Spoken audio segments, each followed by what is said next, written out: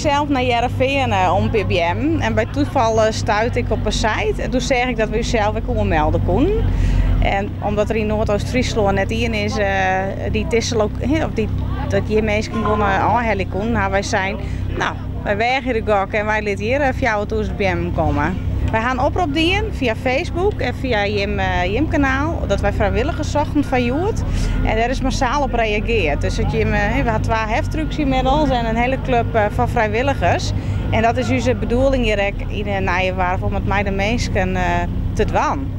Om hier wat leuks van te maken. En dit is denk ik een hele goede start. Ik verwacht dat het een gigantische drukte wordt. Omdat mij aanhelling van BM.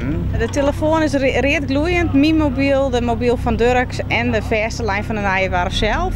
Dat mensen reserveren willen of helpen willen. Het is gewoon een gekkenhuis. Maar wij blijven rustig. Alleen kalmte kan u redden.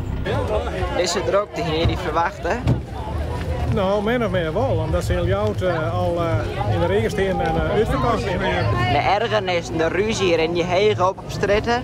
Ja, je moet het wel een beetje nemen. De mensen maar een beetje heen en vangen. Dus,